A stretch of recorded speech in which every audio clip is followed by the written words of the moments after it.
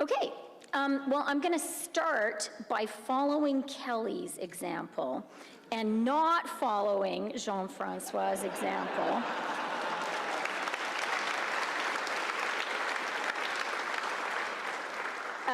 Because I've been married for a long time now, and I would like to continue to be married, so I'm going to say thank you to my amazing husband.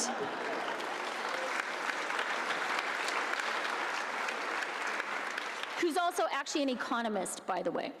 And I'm going to also, Jean-Francois, I'm going to thank your wife, because I think you're going to be in trouble otherwise. And I do also want to thank you, Jean-Francois, for your very nice comments. And I want to confirm that that Scotiabank research you guys did on childcare, you did it just as I was becoming Minister of Finance. And it did have a real impact on me. So thank you for doing it. I think it's going to have an impact on a lot of Canadians. So thanks a lot.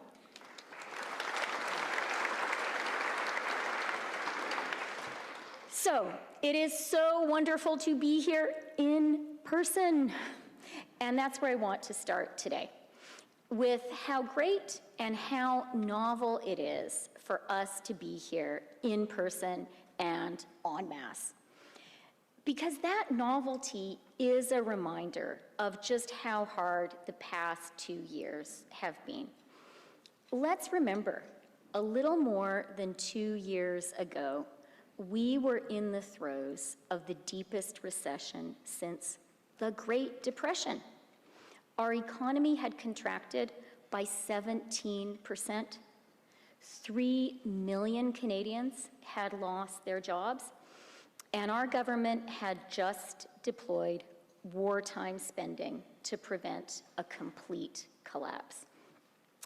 In the aftermath of 2008, our economy remained sluggish for years. The Depression scarred an entire generation. In June of 2020, looking ahead, with history as your guide, you would have been forgiven for expecting the worst yet again. Instead, we've recovered 117% of the jobs that were lost during the darkest months of the pandemic. And that compares to just 96% in the United States. Instead of persistent unemployment, the unemployment rate is today just 5.1%, a record low. Young people, Indigenous peoples, women, and new Canadians have particularly benefited from the strong job market. As Jean-Francois said, not me, him, this is the strongest recovery in the G7. It's the strongest jobs recovery in the G7, and Canada's real GDP is 1.8% above where it was in those awful first weeks. But if the data is so rosy, if the rebound is so strong, and it really is, why don't we feel very good? Why are Canadians so worried? I think everyone here knows the answer. Inflation. Jobs are plentiful, business is booming, but it's also harder for a lot of Canadians to pay their bills at the end of the month. Now, I rode my bike here today, and my aforementioned husband and I are raising 3 kids in downtown Toronto without owning a car. Now, we can do that because there's a subway station barely 200 meters from our front door, and our kids can walk to school. But the house I grew up in Peace River, Alberta, is about 10 miles from town. And I got my driver's license the day I turned 16, as did every other kid in town. I understand keenly that millions of Canadians drive a long way to the store, and that today they will wince when they fill up their tank and when they buy their groceries. And I know that many of them are asking what their government is going to do about it. So that's what I want to talk about here today.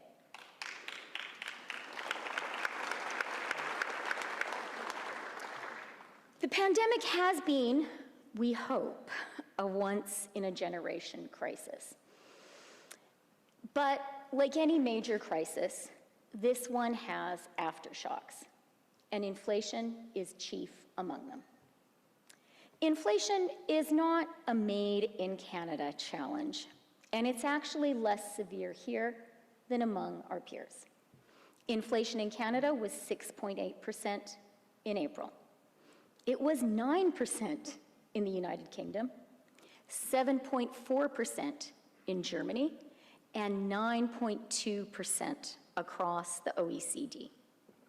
In the US, it was 8.6% in May. So this is clearly a global phenomenon, one driven by factors that no single country is responsible for and that no single country can insulate itself from. We know the causes. First, the pandemic. The shift in demand from services to goods it triggered, and the resulting supply chain snarls, which I heard about very personally just this morning from Marty Wiener at his family-run hardware store in my neighborhood. China's COVID-0 policies have made the world's supply chain problems worse. And then Vladimir Putin illegally invaded Ukraine, forcing up the price of food and fuel. Here in Canada and around the world, that means higher prices at the checkout counter and higher prices at the gas pump. Now, Canada doesn't have a say in Beijing's public health measures, and we clearly aren't consulted when the Kremlin makes its war plans. I sure am not. No single country can solve these global problems. But what we can do is help Canadians weather this newest storm, just as we've done over these past 2 years, with a plan.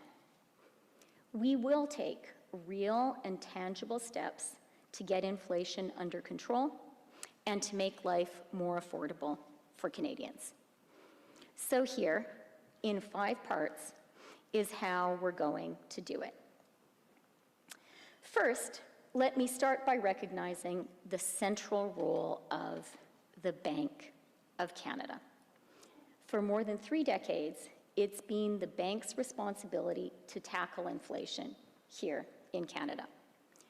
I reaffirmed this central mandate in December. The bank has begun the work of bringing inflation back within target, and it has the tools and the expertise it needs to keep inflation from becoming entrenched.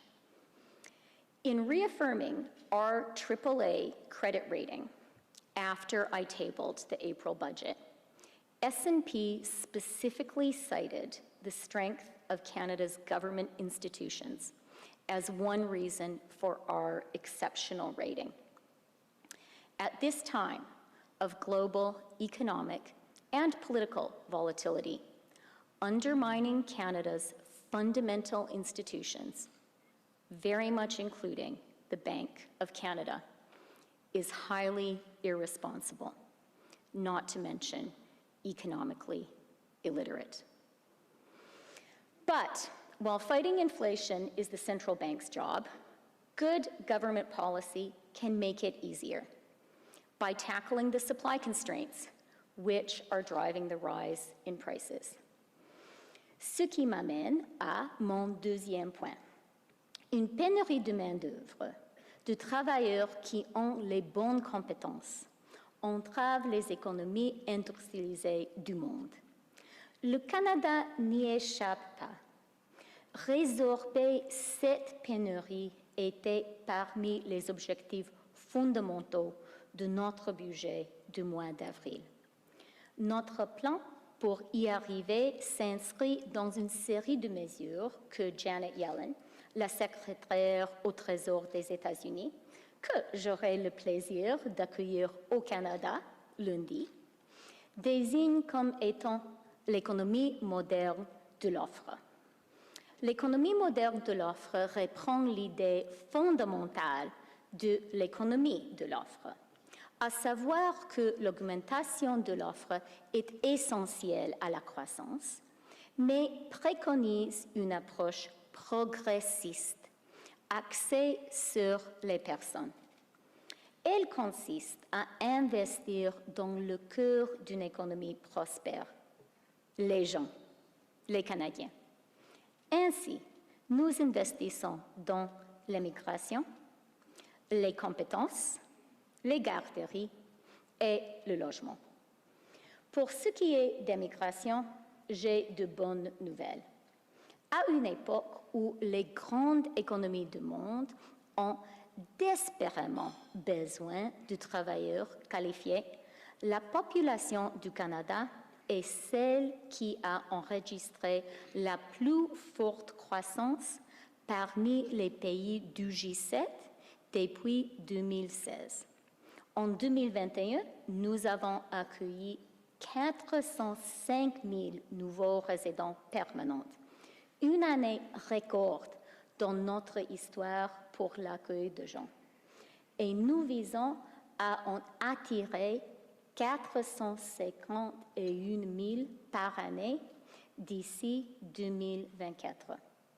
Au cours des 6 premiers mois de 2022, nous avons déjà accueilli 204 000 nouveaux résidents permanents. Au moment où l'hostilité a... Oui, c'est bon.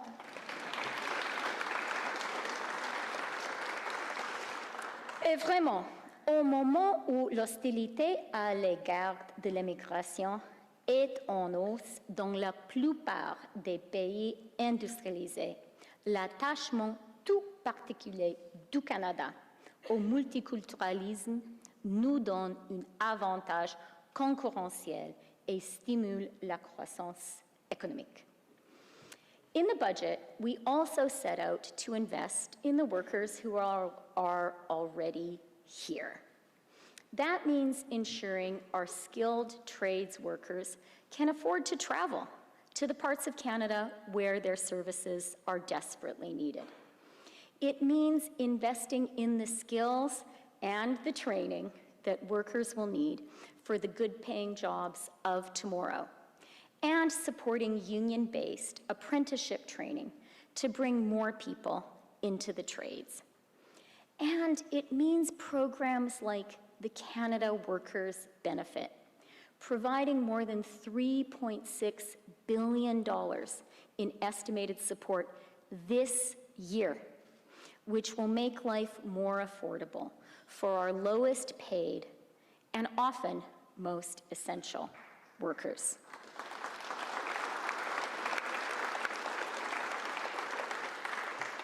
And as we've heard, on childcare, the economic argument is clear.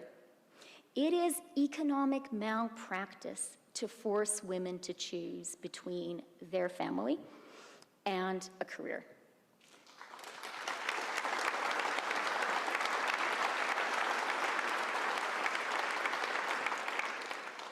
Early learning and childcare is feminist economic policy in action. And so, despite legitimate concerns about whether we could actually do it, I am so glad to be able to say to you today that we have already signed agreements on early learning and childcare with every single province and territory.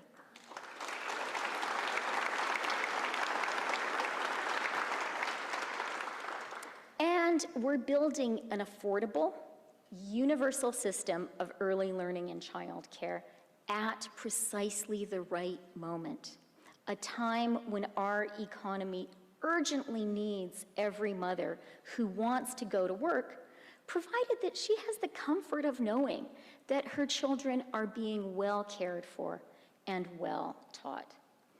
And our plan makes work and life more affordable for middle-class Canadian families. It means a reduction in fees of 50% by the end of this year. In 3 years, childcare will cost an average of just $10 a day right across the country.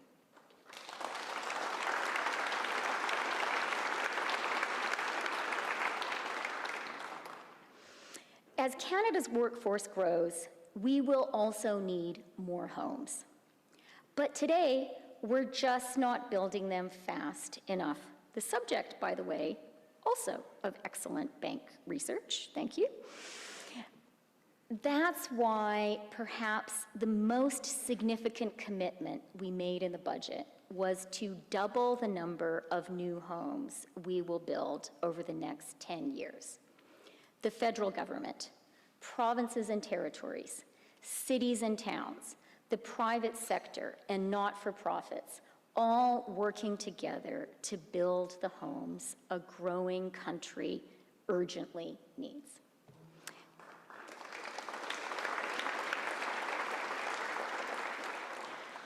Taken together, immigration, housing, skills, and childcare are quite clearly social policies, but they're economic policies too. This set of measures will help drive our continued economic growth in a way that fights inflation by increasing the supply of the workers and the homes that we just don't have enough of. The third part of our plan to combat inflation is fiscal restraint. We spent an extraordinary amount of money to make it through the pandemic. 8 out of every $10 invested to rescue Canadians and the Canadian economy, more than $300 billion, was deployed, rightly, by the federal government. But there is no such thing as a blank check. Our ability to spend is not infinite. That was true when interest rates were at historic lows in the spring of 2020, and it is most certainly true today. Canada has the lowest debt to GDP ratio in the G7, and as the Bank of Canada withdraws monetary stimulus, our government is likewise withdrawing fiscal stimulus. In fact, Canada's rate of fiscal consolidation is tied with the United States for the fastest in the G7.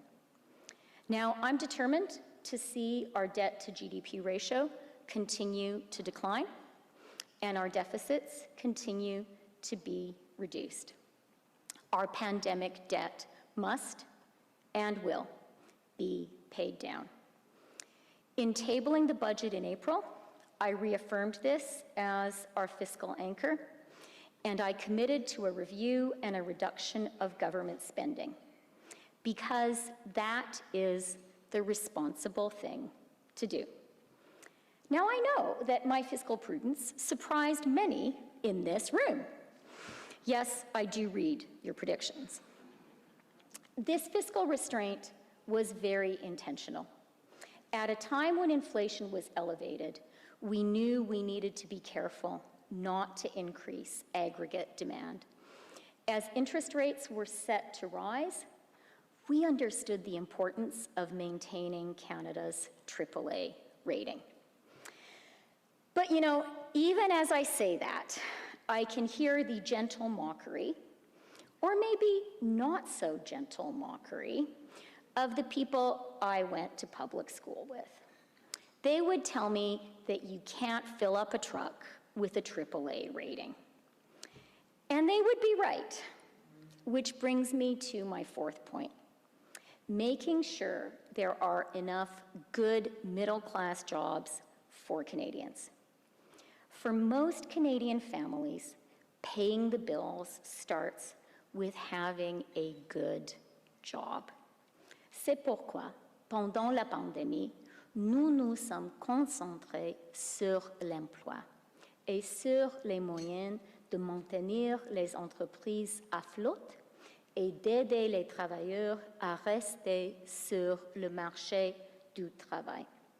J'ai mentionné plus tôt que notre taux de chômage est aujourd'hui le plus bas qu'il n'ait jamais été et que nous avons récupéré 117% des emplois que nous avions perdus au printemps 2020. Notre taux de participation au marché du travail a presque atteint un nouveau record. Au pire de la pandémie, il était raisonnable de craindre que nos jeunes deviennent une génération perdue et qu'ils n'aient pas la chance de s'épanouir puisqu'ils ont grandi dans une économie en déclin. Aujourd'hui, à l'inverse, ils font leur entrée sur le marché du travail le plus dynamique que nous ayons connu depuis des décennies. Au lieu d'avoir un marché du travail marqué de façon permanente par la COVID-19, nous avons affiché le meilleur rendement en matière d'emploi jamais enregistré par Statistique Canada. Ce résultat n'était pas acquis. Nous y sommes arrivés en adoptant les mesures qui s'imposaient et en nous concentrant sans cesse sur les emplois. This means, as we face elevated global inflation, that more Canadians have a better job than ever before. Which brings me to my fifth point, helping Canadians directly with the challenge of affordability. Now, some people are calling for new government spending, whether through tax expenditures or direct payments. And on that point, I have some good news. Because of investments we have already made in the last two federal budgets, a new set of measures is coming into force right now to help the Canadians who need it most. This is $8.9 billion in new support for Canadians this year. And this is our affordability plan. This affordability plan includes 1, enhancing the Canada Workers' Benefit at a cost of $1.7 billion in new support for workers this year to put up to an additional $2,400 into the pockets of low-income families starting this year.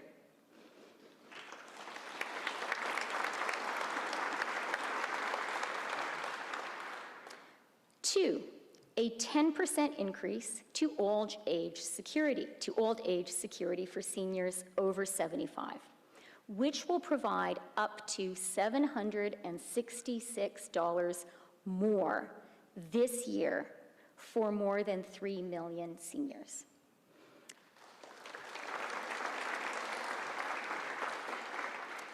3, a $500 payment this year to nearly 1 million Canadian renters who are struggling with the cost of housing.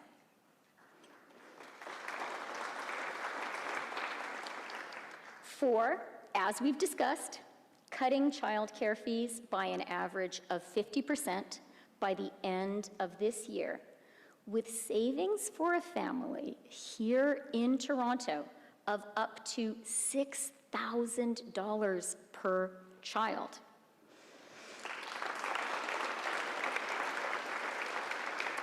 A lot of people have told me childcare is like a second mortgage, and I'm so pleased we're going to be able to relieve that burden. 5, dental care for Canadians earning less than $90,000, starting with hundreds of thousands of children under 12 this year.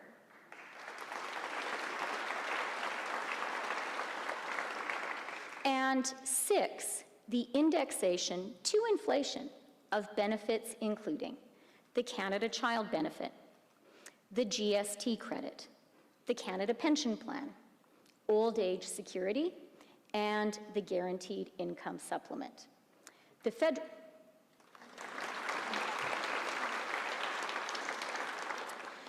federal minimum wage, which we increased to $15 an hour, is also indexed to inflation. So for a family here in Ontario with an income of $45,000 a year and a child in daycare, this affordability plan could mean about an additional $7,600 above existing benefits, more than 16% of their annual income this fiscal year.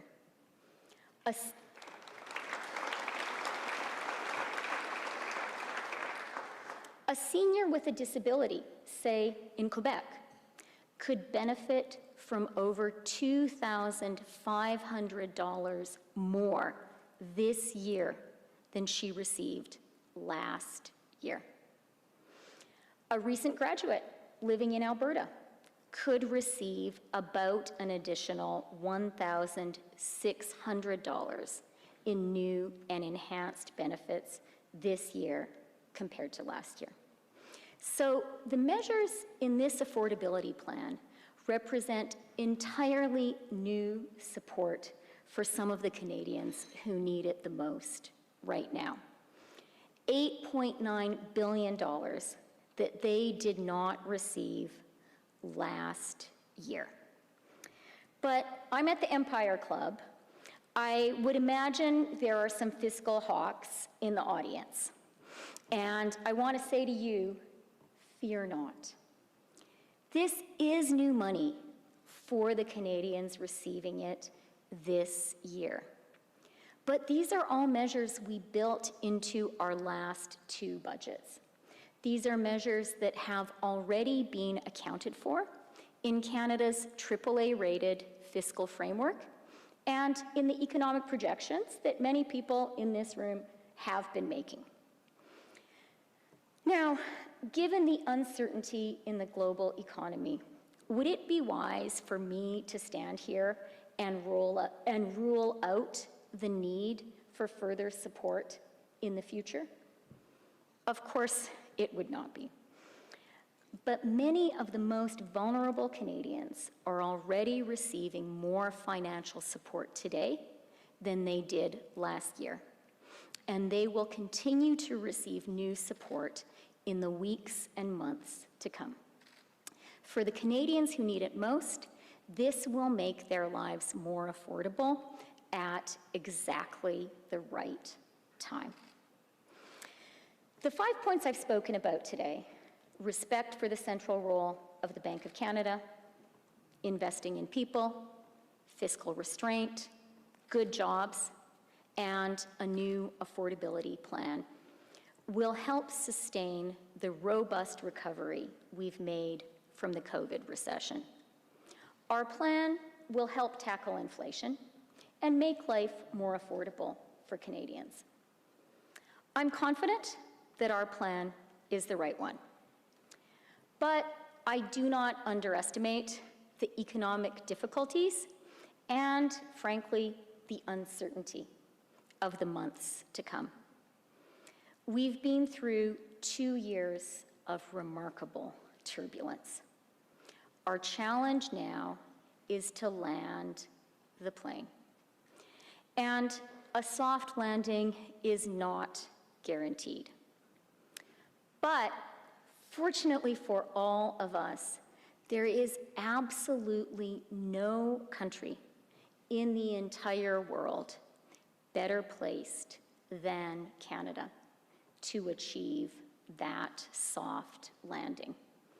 That is certainly the view of the IMF, the OECD, and Moody's, which have all recently predicted that Canada will have the strongest real GDP growth in the G7 this year and also next year.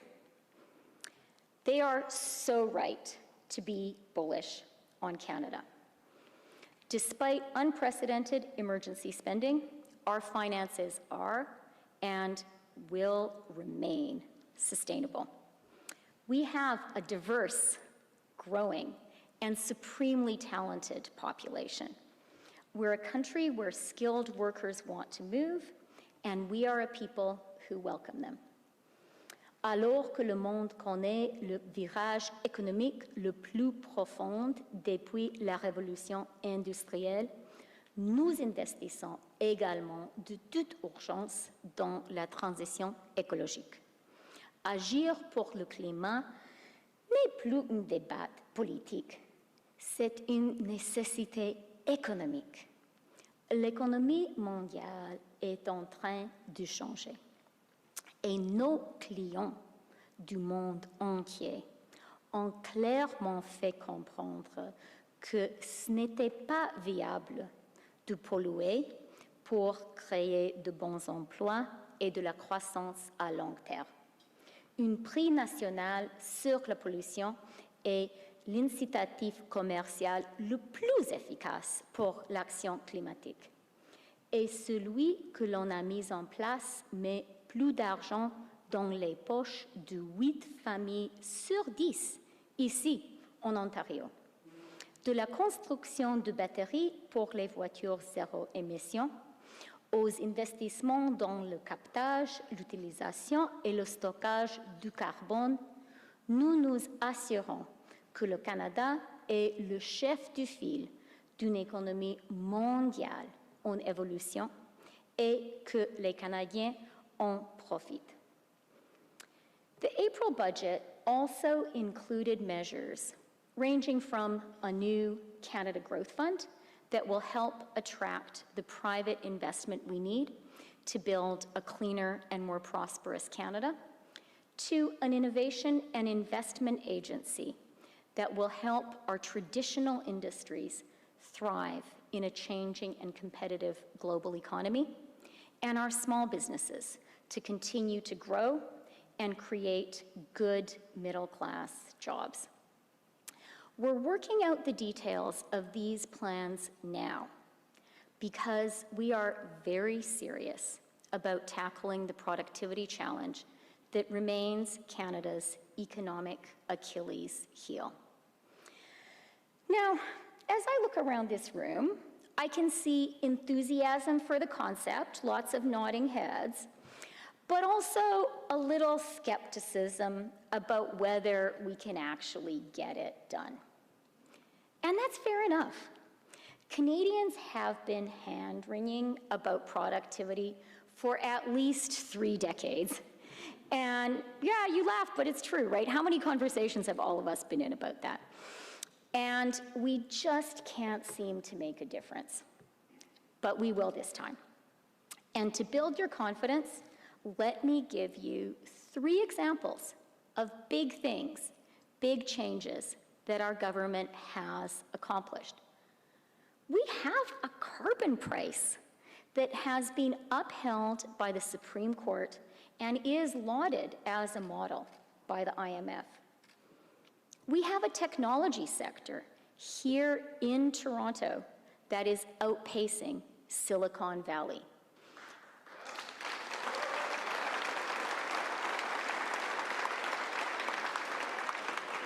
Yeah, we take it for granted now, but it wasn't so long ago that people thought that would be impossible. And we showed them we could do it. And of course, we have a national childcare program, something that had been long promised, 50 years of promises, but never delivered. Major change is possible. We've shown that during these past 7 years. And on productivity, do not doubt our commitment. So, I began by describing the hostile global forces making life harder here in Canada. I'm going to conclude by talking about how a dramatically changing world offers truly historic opportunities for us here in Canada, tomorrow and in the years ahead. The hopeful and entirely open post-Cold War world order that we tried to build starting on November 9th, 1989, the day the Berlin Wall fell. That ended on February 24th, the day of Vladimir Putin's barbaric and illegal invasion of Ukraine. It's over. In its place, we are entering a new era, a period of friend shoring, a period in which our allies know that it's worth spending a little more to build their supply chains with other democracies. And as the world's democracy,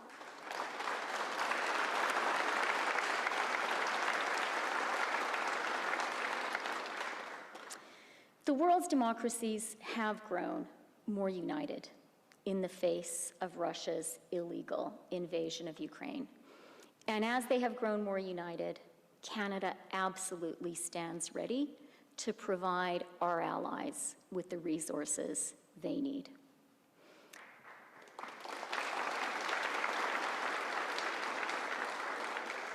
I think it really is our job, and I think we need to do it, and we will. Europe is determined to wean itself from Russian energy, a huge, huge shift. But its people must still heat their homes. These past months have reminded us all that security includes energy security. And Canada is working hard to help provide it for our democratic partners. We have a wealth of the critical minerals and metals that our allies need for everything from phones to electric cars.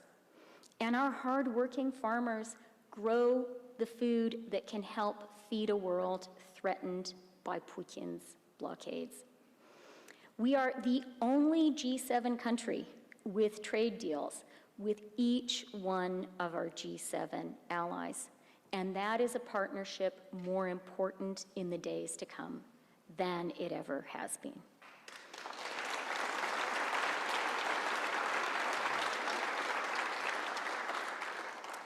The future of the global economy does not belong to those who believe that the size of their armies, or the harshness of their censors, or even the extent of their natural gas reserves will allow them to act with impunity.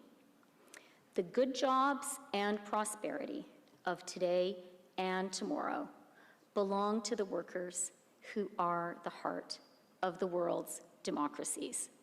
And nowhere will that be more true than here in Canada.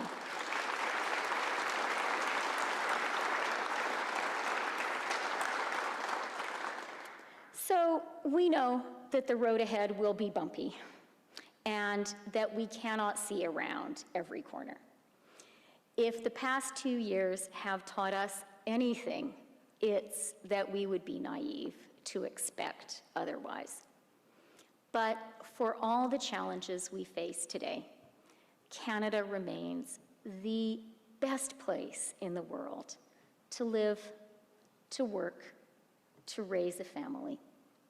Ensuring that remains true for our children will continue to be our focus, my focus, in the weeks, months, and years ahead. A Canada where life is more affordable, where everyone can earn a decent living for an honest day's work, and a Canada where nobody gets left behind. Thank you very much. Merci.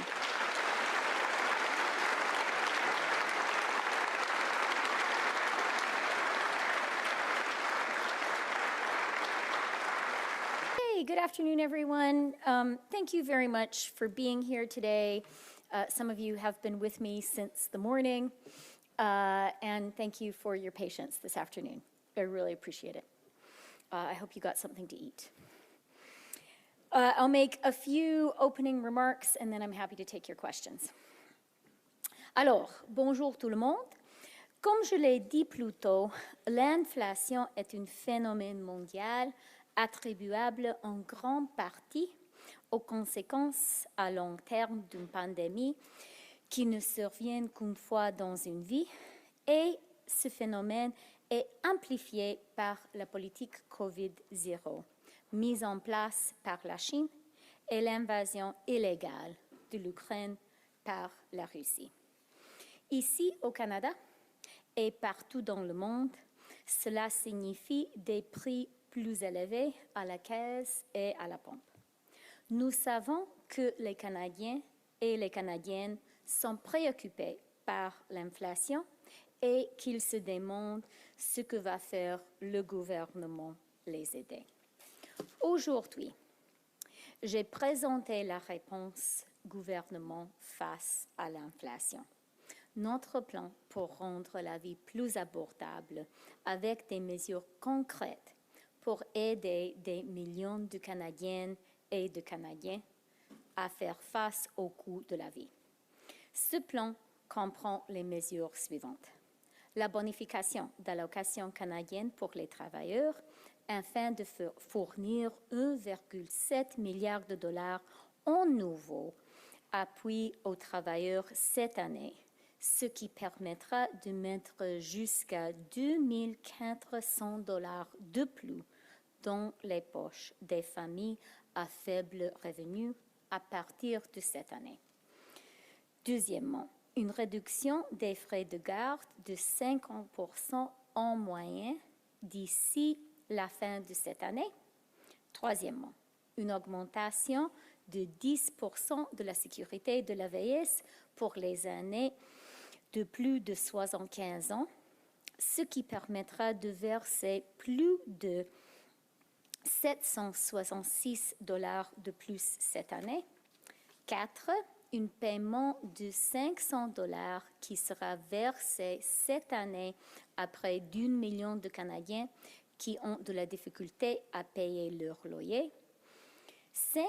Des soins dentaires pour les Canadiens dont le revenu est inférieur à 90 000 dollars, en commençant pour les enfants de moins de 12 ans cette année. Et 6. L'indexation des prestations à l'inflation, notamment l'allocation canadienne pour enfants, le crédit pour TPS, le régime de pension du Canada, la sécurité de la vieillesse et le supplément du revenu garanti. Les mesures dans ce plan pour réduire le coût de la vie sont un appui complètement nouveau pour les Canadiens. Il s'agit de 8,9 millions de dollars qu'ils n'ont pas reçus l'an dernier. This is new money for the Canadians who are receiving it this year, but we built these measures into our last two budgets. And for the Canadians who need it most, this will make their lives more affordable at exactly the right time. The 5 key points I spoke about earlier today: respect for the central role of the Bank of Canada, investing in people, fiscal restraint, good jobs, and this affordability plan will help us move from a robust recovery from the COVID recession to sustained and steady growth. Our plan will help tackle inflation and make life more affordable for Canadians. I'm confident that our plan is the right one. Thank you, and I'm happy to take your questions. Mr. Freeland, it's John Bennett with CTV National News. You know, a lot of Canadians are growing concerned that we'll see a recession here in Canada. Bloomberg Economics just put the odds at 72% of a recession by 2024. You know, what is the operating assumption of the government at this point? What odds would you put on there being a recession in Canada in the next couple of years? So in the budget in April, we presented 3 scenarios. We had the baseline forecast, which is based, as you know, on an average of the forecasts of Bay Street economists. And then we had 2 scenarios showing a tougher economic environment, moderately tougher and much tougher. So we've already been looking at that. And for people who are interested in seeing what impact we think that would have on Canada's fiscal position, I would urge you, take a look. We address that at some length in the budget. Having said that, let me repeat what I said earlier today. It's a good question to ask because today's global economic environment is very volatile, and I think only a naive or arrogant or foolhardy person would claim to have certainty about where we are going. It is a time of significant uncertainty, and it's important to be candid with Canadians about that because Canadians are smart. But what I also want to say to people is, of all countries in the world, I am really confident that there is truly no country that is facing this turbulent global economy from a stronger position than Canada. We are going into it with very strong growth. IMF, OECD are predicting Canada will have the strongest growth in the G7 this year and next year. We're going into this turbulent environment with a very strong jobs and labor market, which I think is really important in the lives of people. And we're going into this tough environment with a very strong fiscal position. So there is a lot of uncertainty. There are a lot of challenges in the world economy. Canada is going into this challenging environment in a strong position. And I want to say to Canadians, the government is going to be there to support Canadians. The other question was just about, in 2 hours, we're going to find out which Canadian cities get to host the FIFA World Cup. Very exciting announcement. But yes, those cities, it is. though, they're going to be looking to the federal government for funding. I know Toronto has estimated the cost at about $290 million. They want to put in a third. They want a third from the federal government. What commitment can you make right now in terms of funding to these host cities for the World Cup? Okay, first of all, thanks for asking the question. It is exciting. And my husband is English. So in our house, soccer, which he would insist should be called football, is a particularly hot topic. Also, as a Toronto MP, but someone who grew up in Edmonton, it is really exciting. In terms of support going forward, let's wait to talk about that until we know what the decision is. But I do want to say to all Canadians, and okay, I'm a Toronto MP, to Torontonians, this is very exciting. Thank you.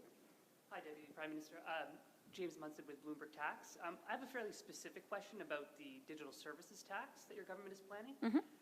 Are you sticking to the January 1st to 2024 enforcement date for that, now that the OECD Secretary General has said that the multilateral convention on global tax reform isn't going to happen until 2024 at the earliest? We were clear in the budget as to our position. We were clear in this year's budget. We were clear in last year's budget. We were clear in the fall economic statement. The Canadian position is unchanged. Hasn't changed. And is the, I guess, slower than expected progress, or at least slower than planned progress of the OECD convention deliberations affecting at all the way you're thinking about implementing the digital services tax? It's a good question, but as I said, the Canadian position is unchanged. I do also want to say this is a really important issue. The OECD deal on international taxation is truly historic, and Canada is very involved working with our partners in the US, in the EU, around the world. At the OECD itself, we're very involved in working to be sure the deal is implemented, and I'm confident that it will be. It's important, and it's very good for Canada. Hi, Minister. You spoke in your speech about the role of the Bank of Canada. Do people, I'm so sorry, guys, I don't always see you guys here in Toronto. Do people mind introducing themselves? Hi, Minister. I'm Jessica Smith-Cross. I'm the editor-in-chief of iPolitics in Queen's Park Briefing. Okay, great to meet you. Nice to meet you as well. You spoke about the role of the Bank of Canada in fighting inflation, but you didn't really touch on the fear that some Canadians have about the consequences of what they're doing. The interest rates going up them may not be able to afford their mortgages and losing their homes. So what should, or what even could your government be doing for those people who have that fear right now? Well, let me say a few things. First of all, I do think that a lot of Canadians have real, justifiable concerns about the economy right now. Whether those concerns are about, wow, it was really expensive to fill up my truck today, or those concerns are about, I'm going to have to renew my mortgage. It looks like the rate is going to be higher. Those are very real, entirely legitimate anxieties for people to have. This is an uncertain time, and it's a time where we're seeing real global economic challenges that have real consequences in people's lives. On mortgages and the financial system, I think it is important to reassure Canadians about the real stability of Canada's financial sector. This is a historic strength of our country. Canada has a well-regulated, well-capitalized banking system. I saw myself as, I was one of you guys, as a financial reporter in New York in 2008. I saw the real strength that the Canadian banking system had relative to its peers. That is a strength that is based on fundamentals, and it's a strength we have. And I think Canadians should take deep comfort from that reality. The other thing I will say is you will remember that last summer, an announcement we made in May, which came into force in June, the government acting in tandem with OSFI tightened the stress test requirements precisely because we wanted to take every action we could to ensure that Canadians who took out a mortgage would be in a position to pay their mortgage even were the interest rate environment to change. So, we have been looking ahead. And then the final thing that I will say is, we together as a whole country are navigating challenging economic conditions. Our government is going to be working hard to stay close to Canadians, to talk to Canadians, to be agile in responding to those conditions. And, I was very focused in the budget in April on fiscal responsibility to ensure that we maintained the fiscal firepower that I think it's good for a country to have in uncertain economic times. My follow-up is sort of related. The part of your speech about undermining Canada's fundamental institutions, including the Bank of Canada, being irresponsible and economically illiterate, was that targeted at any one person like Pierre Poilievre in particular? I said exactly what I meant to say in my speech. Hi, Minister. Mark Rendell with the Globe and Mail. I guess I'm wondering why there was nothing new on inflation announced today. We've seen other peer governments around the world, whether it's the US with the Strategic Petroleum Reserve, Germany's passed a significant inflation relief package. In the UK, you're seeing things like excess energy tax to be funneled back into relief. Everything that was announced today, or I shouldn't say announced, was spoken about today, has appeared in the last several budgets. The inflation picture's changed. The Fed did 75 basis points yesterday. Everybody's been shocked by how high it is. Why didn't we see anything new today? So first of all, when it comes to comparisons between Canada and peer countries, I think we can hold our head up high. Our economic numbers right now are looking pretty good compared to our G7 peers in most respects. And that's a good thing for our country, and it's especially a good thing heading into economically challenging times. Second of all, I was very transparent, and I sort of tried in my remarks to underline the fact that I wasn't talking about new money, that I was in fact talking about money that was already in the fiscal framework, that had already been announced in the budget this year and last year, money that has already been accounted for in our AAA credit rating. But what I think is also important to bear in mind is for everyone here, you guys are financial and economic and business journalists. I hope you've read the budget, the budgets. I really do, because I work hard at them and I write a lot of it myself. But I know that most Canadians don't read our budget books. They have much better things to do with their time. David disagrees with me, but he's wrong. They do have better things to do with their time. I'm going to allow myself one little footnote here. Actually, campaigning last summer, one person did actually say to me, I read the budget, I really liked it. So that's one person I know, actual Canadian human, who said that. But I think most Canadians don't read our budget books. And it was really important for me to point out to Canadians that this new money, some of it has started to arrive. A lot of it is coming in the course of this year. And it's a lot of money, $8.9 billion in new money on top of the money people were getting a year ago, $8.9 billion, and targeted at exactly the people who a brand new affordability plan would be targeting, right? I mean, think about it. Seniors, low-wage, working poor Canadians, families with children, particularly families not earning very much money, and the housing affordability, the $500.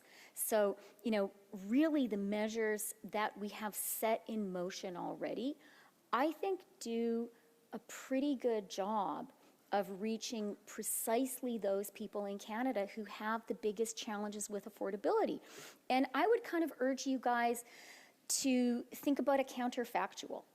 Imagine we hadn't put those programs in place in 2021 and in the budget in April. Imagine they just weren't there. And that is entirely possible. There was no law of gravity that forced us to increase the Canada Worker Benefit. There was nothing that forced us to increase the OAS, nothing that forced us to put childcare there. If we didn't have any of those programs, and I was presenting you guys with something entirely new, and I said, I'm doing something for working poor, for seniors, for poor families, for people with housing challenges, that's really pretty well focused on the people who need it the most. And I see it as a feature and not a bug that these measures are in place already. Why is it a feature and not a bug? First of all, because some of this money is already in the system and is already flowing through to Canadians, particularly the Canada Worker Benefit, but also childcare. That took some time to put in place, but we've done it now. And it's also a feature and not a bug that this is in this year's budget and last year's budget already, because it's accounted for in the fiscal framework already. So that's why I think it's a good thing that these programs are already out there. I think it's important to tell Canadians about it.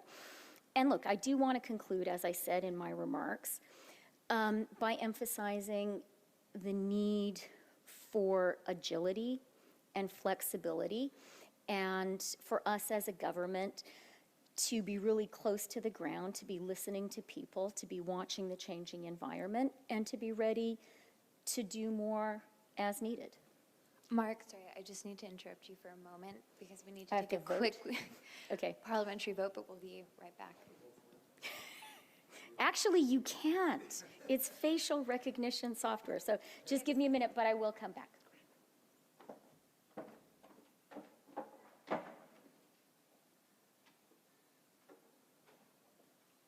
Okay.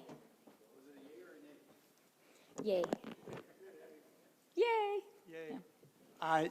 Follow up on basically immediately what you ended with on the topic of being nimble. You said in the speech not ruling out future support, and I'm guessing responding to incoming economic data and all of that. What is on the table? Like what potential future supports are being considered right now?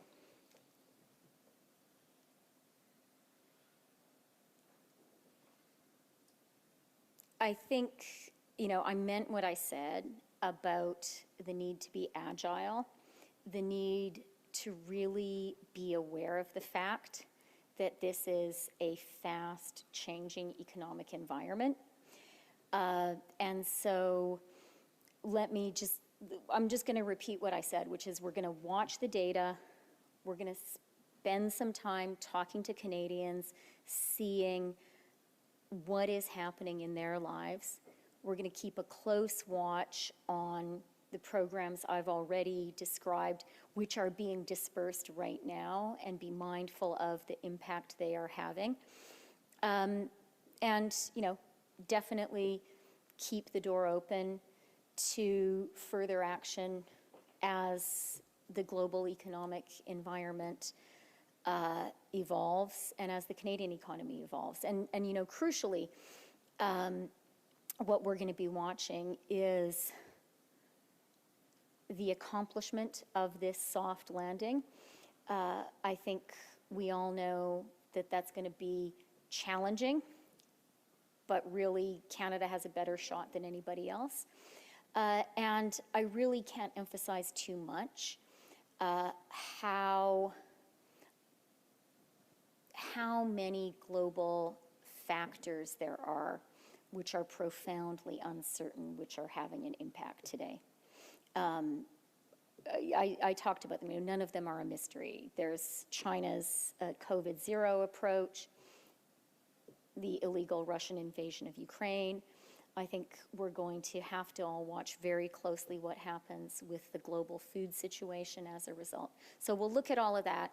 And you're right to emphasize the point that I did make, which is we understand we need to be agile. We need to be open to further action as the situation develops. Thank you.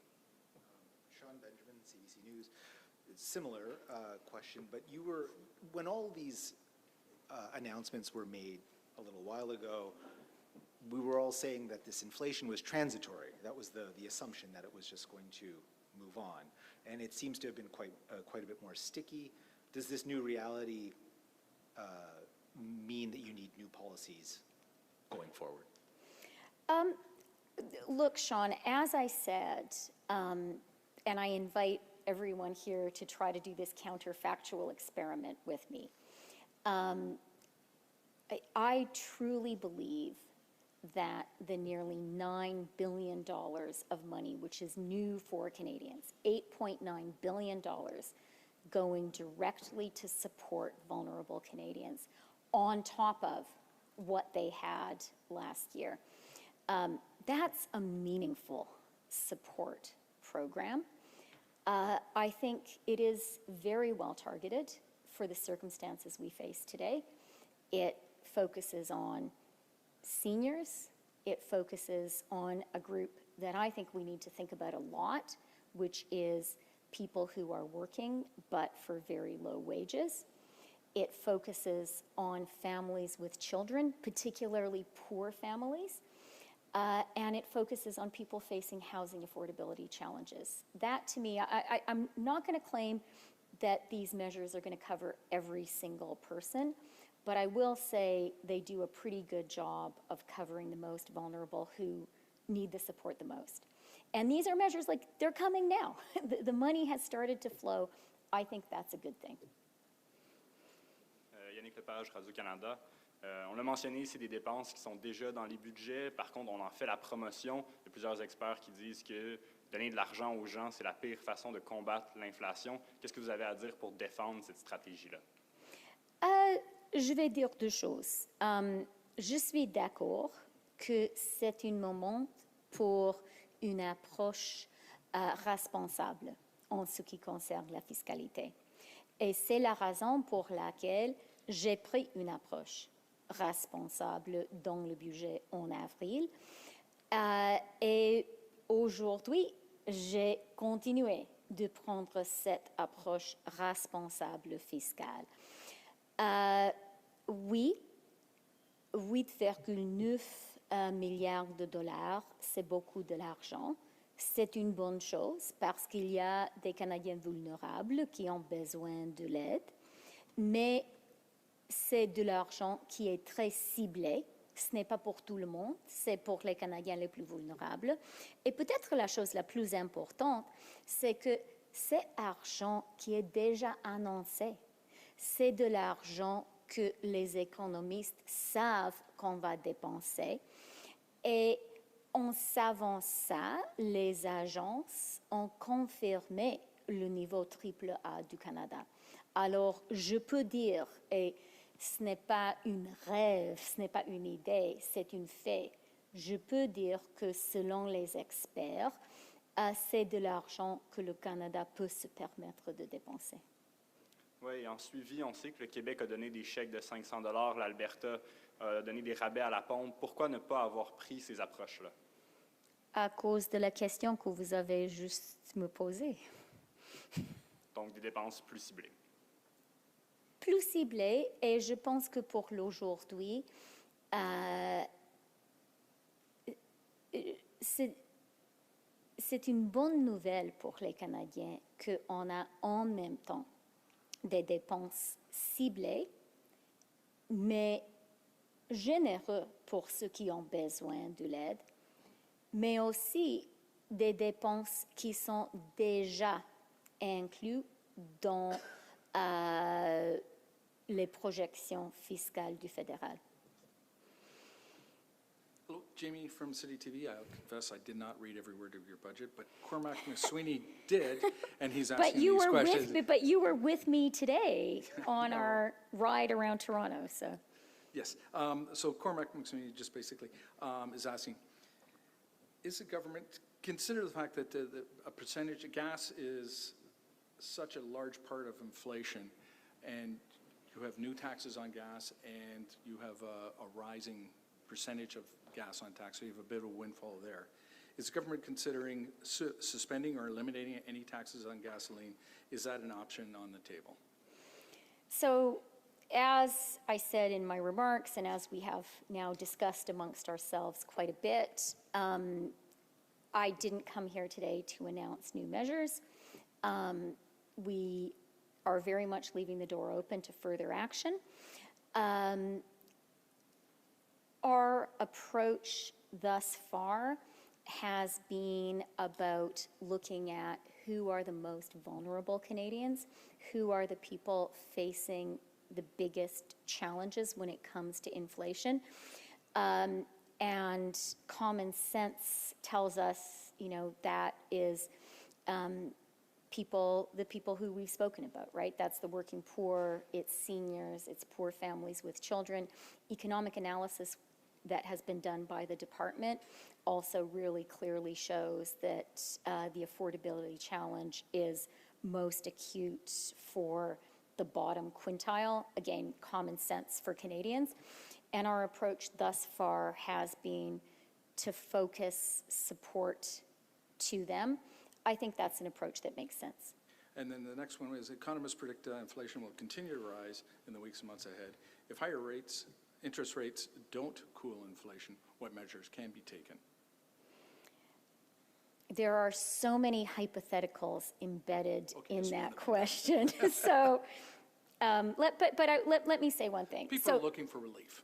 Yeah. What can you tell them? Well, look, I think there are many hypotheticals, and I think in general it's bad practice for anyone, least of all a finance minister, to answer hypotheticals. I also found as a trade minister it was a bad idea. But I'll say, let me say two things. I'll touch on two aspects though, okay? So first of all, one aspect of your question is affordability. It's a challenge now. Will it be a challenge going forward? What are we going to do about it? And there, let me say, I've outlined today and pulled together really significant measures to help people with affordability right now, money going out the door right now. I do not rule out the possible need for further action depending on how the situation evolves. That's point one. And then point two, the question about, the crystal ball question. What's going to happen to inflation? What's going to happen to interest rates?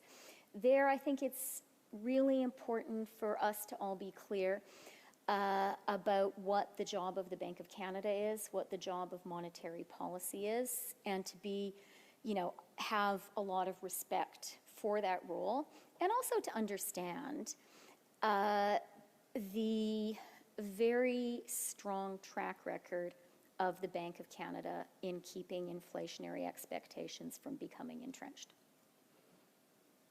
Thank you. Thank you very much. Thanks.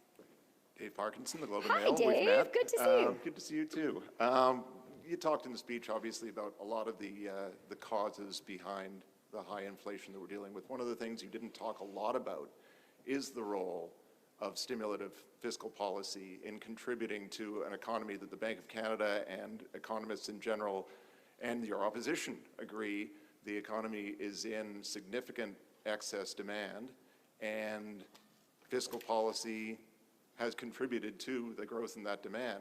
And I'm wondering if, I guess, first of all, how you respond to that concern that fiscal policy has contributed to the excess demand situation we're in right now, and in retrospect, should the government have moved sooner to wind back the fiscal stimulus? So actually, Dave, I would disagree with you that I didn't address that in my remarks, because I think that I did, and I'm going to give you, go through the three ways in which I think I addressed that point. Okay, I said you didn't address it to the same degree, but that's... Yeah, no, fair enough. But let me, obviously I think about that question a lot, and I did seek to address it in my remarks, and I'm glad to have the question because it gives me a chance to kind of underscore the points that I sought to make. Point one is part of the solution in a situation of excess demand is to increase supply. And we were very focused on that in the budget this year. And we have real practical measures in place to increase supply. One of the areas where economists, business people are most concerned that there is excess demand and inadequate supply is obviously the labor market. And we've been doing a lot to increase labor supply. I've talked a lot about childcare, but I'm not going to stop because that is a real measure to increase labor supply. And by the way, one of the great things about early learning and childcare as a labor force solution is you don't have to build a new house for a mother who goes to work. She already lives here. So that's really great. Second way of increasing supply is immigration. And I do think this is one of Canada's profound competitive advantages. I think it's one of the reasons that our economy is so strong today relative to our peers. And that's something that as a government we are really leaning into. So that's another meaningful supply side solution. And, the different areas that I talked about on skills, also really, really important. Something that I hear about a lot, I'm sure you do as well, is a shortage of people in the skilled trades. We have some important measures in this year's budget, but also in last year's budget that are just coming into action right now on skills training, including supporting unions in apprenticeship training. So to me, from my perspective, we are doing a lot of work on the supply side, particularly labor supply, and that is an important part of the answer to the demand challenges the economy is facing. I see the Canada Worker Benefit as part of our supply side solution as well. If you make it more worthwhile for people to work, more people will work. And I'm even going to add to the supply side argument something that I take real note of when I look at the difference between Canada and the US, particularly the labor force participation levels. I think our effectiveness in keeping COVID under control has really helped us with labor supply. In the US, I think you do see that people just being sick and suffering from long COVID is part of the labor challenge, and it's less of a challenge here because we've done a better job on COVID. So that's part one, supply. Will you bear with me? I want to say two more things because it's a complicated question. So part one, working on supply. Part two, in terms of, our very ambitious fiscal response to the COVID recession, is, I would say absolutely I would do it again, and absolutely it was the right thing to do. And here, I think I'm in the very good company of Stephen Pelosi and David Dodge. I think it's very important when looking at the fiscal response to the COVID recession. It's important for us to consider the counterfactual of a prolonged, deep, and crippling recession. And that could easily have happened had the government not been there. So I feel very, very comfortable with the action we took. And then finally, on the question of, is it time to pull back the reins of the fiscal horse, which is how I think about it sometimes. Yeah, it is. And we did that in the April budget. And something that I did point out in my remarks, which, maybe hasn't been fully appreciated by the Canadian body politic, is Canada today has, within the G7, Canada is tied with the US for the fastest pace of fiscal consolidation. I think that's the right place for us to be. But and I'd like Canadians to know that that's a decision our government took in the budget. Thanks. My question required a very complicated answer, so I'm going to step aside. Okay, and I'm sorry for the long answer, but it's a complicated subject, as you know, so. Ross Morris, the Canadian Press. First, I want to ask you about, inflation showing no signs of abating. So is this really the time to add more money? What do you say to people who, I think you answered in French, but what do you say to people who say this is not the right time to spend more? I mean, thank you for asking the question. Et merci pour la question en français aussi. It is an important question. And that is the balance that we are working very, very hard to strike. And that's the balance that I think we found. So, what I am talking about today with Canadians is really two things. On the one hand, I do want people to know, especially the most vulnerable Canadians, the kind of people who really are having a hard time paying their bills at the end of the month. The kind of people who, when they go to the gas station, are like, oh my God, is that how much it costs? And there are a lot of Canadians like that.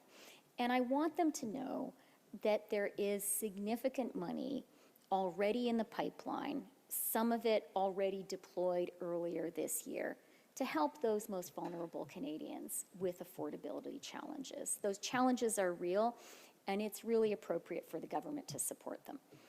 On the other hand, your point, and also Dave's point about the need for fiscal restraint today is a good one as well. And that is why I was very thoughtful in the April budget about putting forward a fiscally restrained budget. And as I just said in answer to Dave's question, don't take my word for it, right? Like, how do you judge, is it fiscally restrained or not? I think a pretty good way of judging that is look at our peer countries. And if you look at our peer countries, you'll see that Canada's rate of fiscal consolidation is tied for the fastest in the G7, tied with the US. That suggests to me that we showed real fiscal restraint in this budget. And we did it precisely because we could see that we were in an environment of elevated inflation, and the appropriate thing on the fiscal side was to show restraint.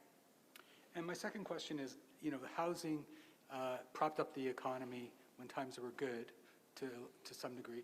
And it's cooling off significantly now. How concerned are you that there will be not a soft landing?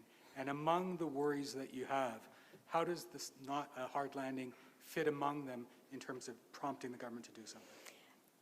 Yeah, I think it's a really good question. And, everyone in Canada, for sure, everyone in Toronto, talks and thinks a lot about housing and house prices.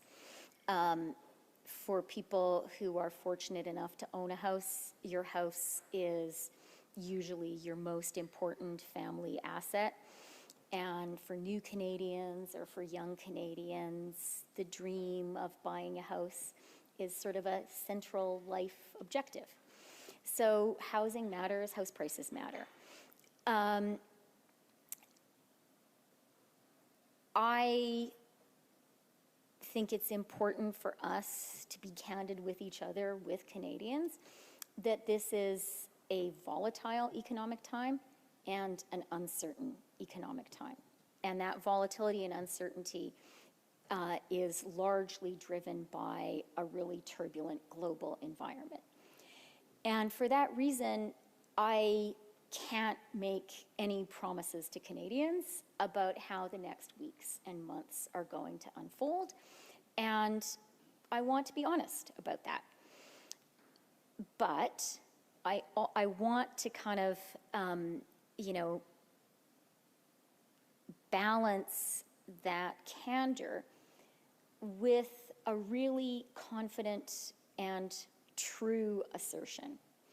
And that is that Canada is going into this turbulent global economic environment with real fundamental economic strengths. We're going into it, as I said, with what the IMF and the OECD and Moody's predict will be the strongest growth in the G7 this year and next year. That's really a good thing. I see the strong labor market, both low unemployment, but equally importantly, high labor force participation, as extremely important as we go into this volatile economic time. Because I really believe, for the overwhelming majority of Canadians, having a job and having a good job, that's the most important way you support your family, you support yourself. And this is an economy that is allowing more Canadians than ever to do that, and that's really important.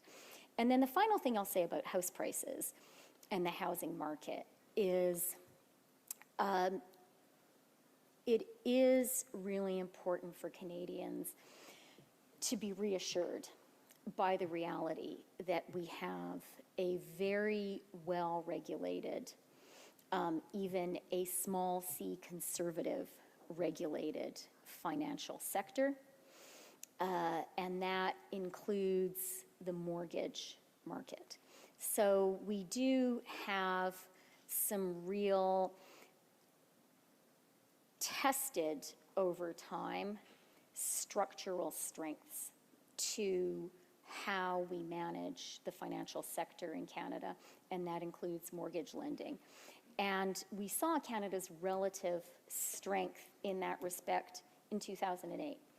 And as I mentioned in response to an earlier question,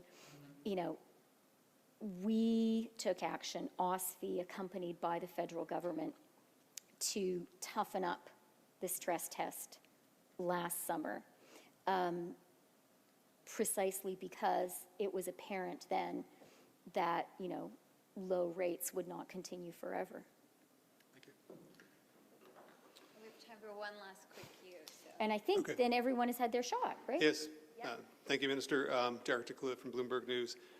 Thinking back to the money that the government borrowed in 2020 and 2021, could the government have done a better job of borrowing more longer, locking in those low rates before long rates went up, in your view? Yeah, it's a good question, and we really, really focused on pushing out the maturities of our borrowing. It's something that I talked about in last year's budget and something that we were very aggressive about doing. So we pushed our borrowing out to longer maturities than it had been at beforehand for precisely the reasons underlying your question. I guess another housing question. Given that shelter is a major part of people's costs, how would the government really regard a sustained decline in home prices? Again, and I apologize for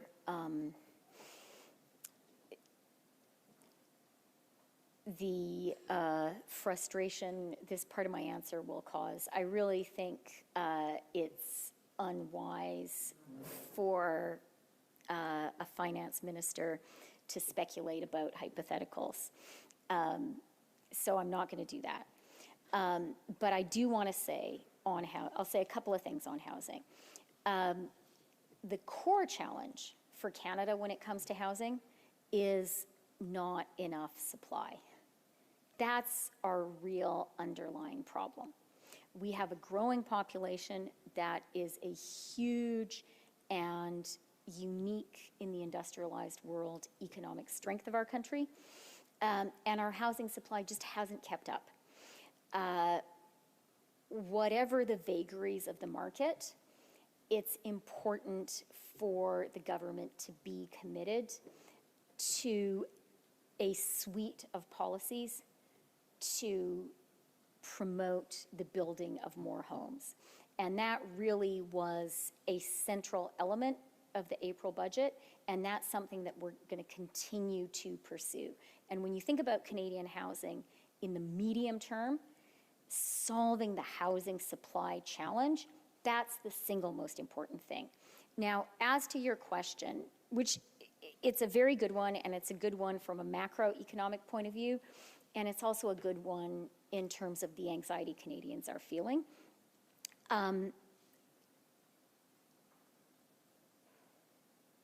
The core reassurance that I can offer, both to Canadian homeowners and to financial markets, is that Canada's financial sector, including mortgage lending, is well regulated. It is prudently regulated. We toughened the stress test last summer. I'm glad we did that. And so that should give people some core confidence. And the final thing I'll say about housing is, just to go back to the supply point, the reason that we need to focus so much on supply is, unlike other rich industrialized countries, our population is growing because we're a country that likes and welcomes immigrants. So we need to keep on building more homes, and our government is committed to making that happen. Thank you. Okay, thanks a lot. And I